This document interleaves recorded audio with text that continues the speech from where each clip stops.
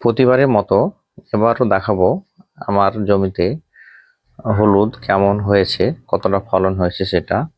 এবার কাজের কারণে হলুদ তুলতে দেরি হয়েছে, তাই দেখতে পাচ্ছেন হলুদ জমিটায় ঘাস হয়ে গেছে। অ্যাকচুয়ালি সঠিক টাইম হচ্ছে জানুয়ারি শেষ থেকে ফেব্রুয়ারি মাসে হলুদ তুলে নেওয়ার টাইম। গাছ মরে গেলেই তুলে নিতে হয়। তো সেক্ষেত্রে আমাদের একটু বাড়িতে কাজ থাকার জন্য হলুদটা তোলা হয়নি, যেহেতু আমরা নিজেই কাজ করি। তো তার জন্য ঘাস হয়ে গেছে দেখছেন। এখন এই ঘাসগুলিকে সরিয়ে ফেলে লাইন বাই লাইন হলুদগুলো তুলে দেখাবো কেমন ফলন হয়েছে। এই যে দেখছেন কোদালের সাহায্যে লাইন বাই লাইন হলুদগুলো তুলছি। প্রতিটা চাপে চাপে হলুদ আছে, সাইড থেকে খুঁড়ে খুঁড়ে উঠাতে হয়, না হলে কেটে যায়। দেখছেন এক একটা গাছে কতটা পরিমাণ হলুদ হচ্ছে। একে একে সবগুলোই দেখাবো খুঁড়ে।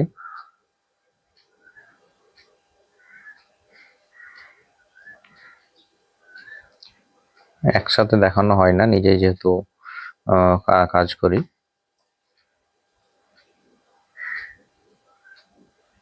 আর মাটিতে একটু রস থাকার জন্য মাটিগুলো ঝরে যায় না।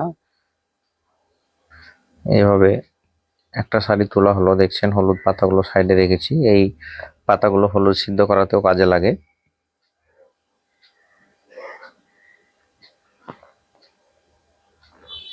এভাবে এক জায়গায় জমা রাখবো, তারপর যাওয়ার সময় এগুলো ফ্রেশ করে বস্তায় ভরে বাড়ি নিয়ে যাব। আশা করি আগের ভিডিওতে দেখেছেন আমি কিভাবে হলুদ লাগিয়েছিলাম বা কি পরিচর্যা করেছি। তাই এটা ফাইনাল ভিডিও হলুদের দিলাম, যে সেইভাবে লাগিয়ে কিরকম ফলন এসছে। আপনারা যারা হলুদ চাষ করবেন সেই পদ্ধতিতে করতে পারেন, দেখবেন যে এরকম ফলন পাবেন। প্রতিটা গাছে একদম প্রচুর পরিমাণে হলুদ হয়েছে।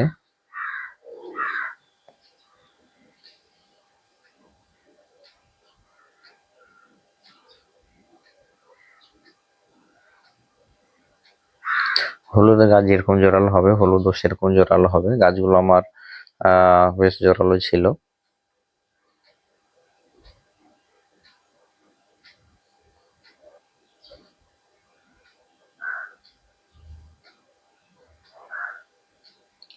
এখন ধীরে ধীরে সবগুলো খুঁড়ে তুলে নেব।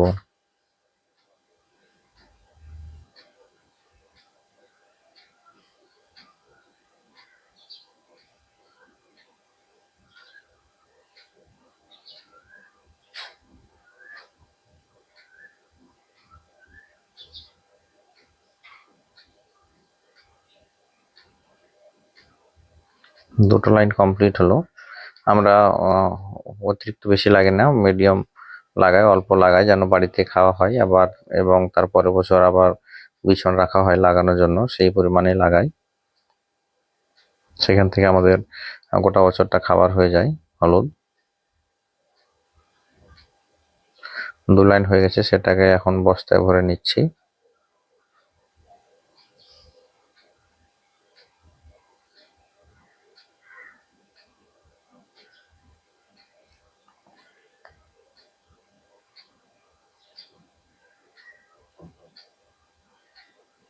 বাড়ি নিয়ে যেয়ে এই মুখিগুলো আঠাগুলোকে আলাদা আলাদা করতে হয়, তারপর আবার ফ্রেশ করতে হয় সিদ্ধ করার জন্য।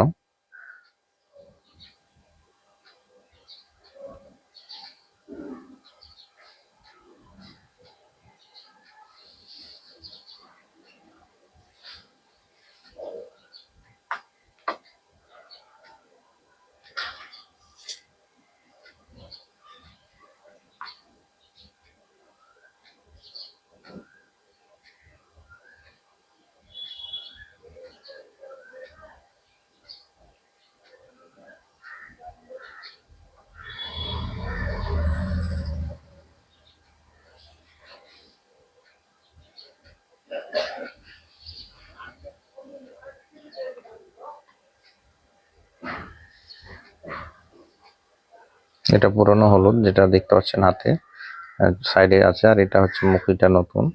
এটা আবার লাগাতে হবে। আর এটা আগের বছর লাগিয়েছিলাম, ভেঙে ফেলে দিচ্ছি। এটা এটা পচা হলুদ, এটাও খাওয়া যায়। এটা সিদ্ধ করলে আলাদা করে করতে হয় যেহেতু পুরনো হলুদ।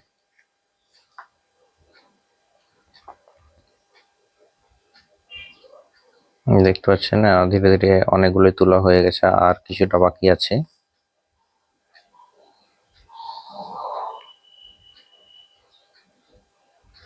জায়গায় জায়গায় রাখা আছে, এগুলো ধীরে ধীরে সবগুলো বস্তায় ভরে নিয়ে যেতে হবে।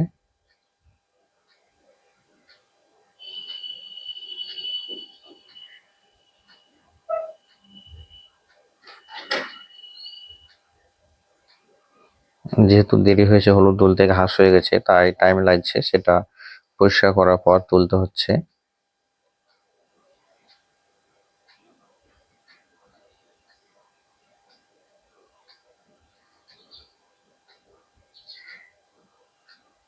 এগুলো হলুদ গাছ মরে যাওয়ার পর তুলে নিলে এতটা পরিষ্কার করার প্রয়োজন পড়ে না।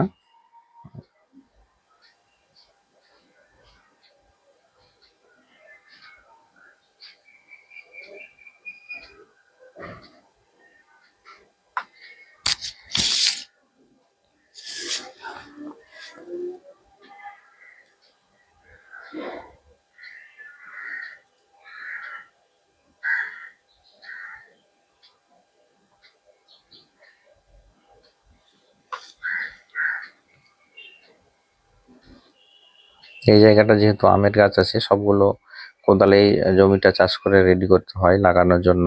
আবার তোলার সময় কোদালেই তুলি, কোদালের সাহায্যেই।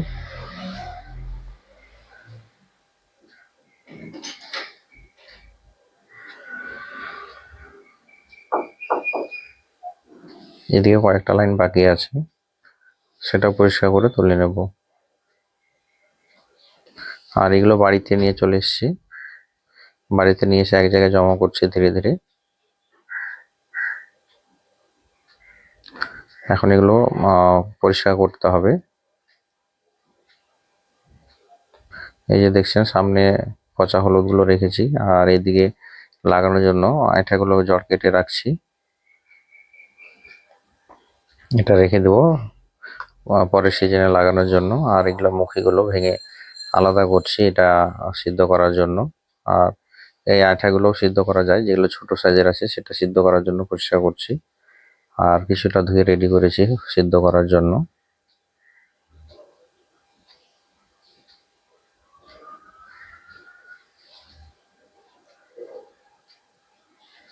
সবগুলো পরিষ্কার করতে হবে ধীরে ধীরে।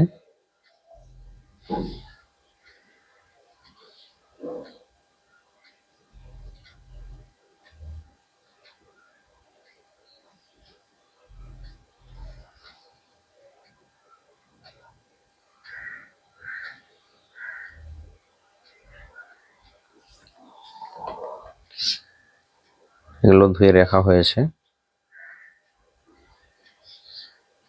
এভাবে ধুয়ে হলুদ সিদ্ধ করলে হলুদটা একদম ফ্রেশ থাকে।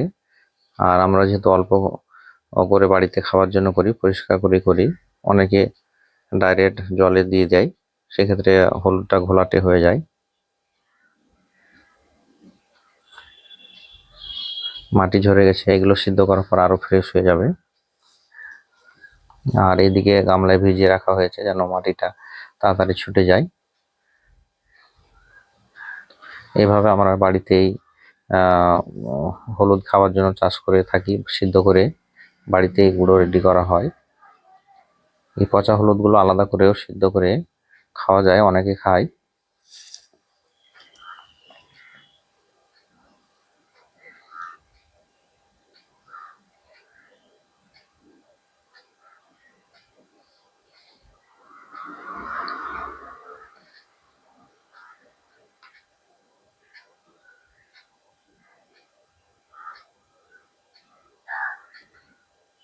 এগুলো সিদ্ধ করার জন্য ডালিতে বুঝে নিয়ে যাবো চুলার কাছে, বাইরে চুলা করা হয়েছে, সেখানে সিদ্ধ করা হবে।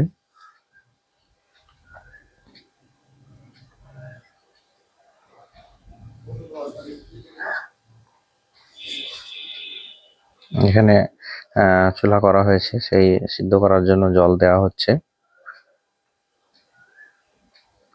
এখানেই সিদ্ধ করা হবে। আমার হলুদ জমিতে হলুদের কেমন ফলন হয়েছে বা কেমন লাগলো ভিডিওটা অবশ্যই কমেন্ট করবেন এবং লাইক শেয়ার করবেন। ভালো লাগলে অবশ্যই নেক্সট ভিডিও পাওয়ার জন্য ইউটিউবে যারা দেখছেন সাবস্ক্রাইব করবেন এবং ফেসবুকে যারা দেখছেন তারা অবশ্যই ফলো করে রাখবেন, তবে নেক্সট ভিডিওগুলো পেয়ে যাবেন।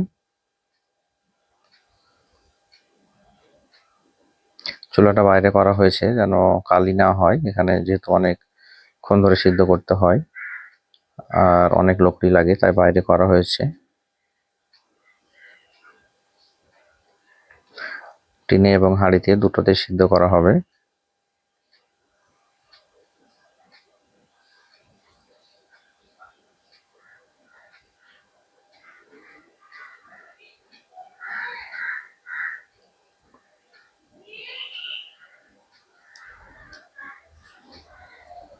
এখানে আমি আর মা সিদ্ধ করতে শুরু করেছি, মানে একা এটা সম্ভব না, যেহেতু বাছাই করতে হয় আবার এদিকে সিদ্ধ করতে হয়, লকড়ির ঠেলা দিতে হয়, তার জন্য দুজন লোক লেগে যায় এগুলো পুরোপুরি প্রসেসিং করতে।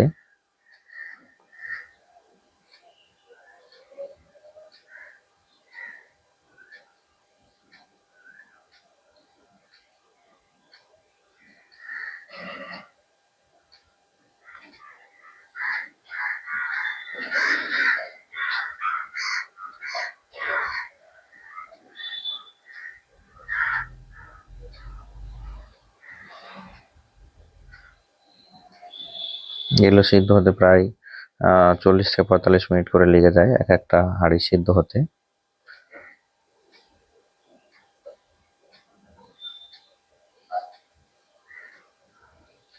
সিদ্ধ করে এটা বেশ ভালো করে শুকিয়ে নিতে হয়, তারপর এটা গোটা বছর সংরক্ষণ করে রাখা হয়, প্রয়োজন মতো গুঁড়া করে নেওয়া হয়।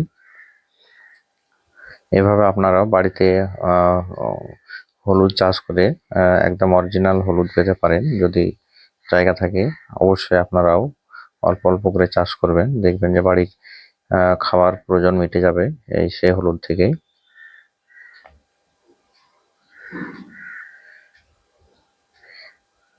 এটাই দেখানো ছিল, সাথে সিদ্ধর প্রসেসটাও দেখিয়ে দিলাম, যে অনেকেই হয়তো জানে না যে কিভাবে গুঁড়োটা হয় প্রসেসিং।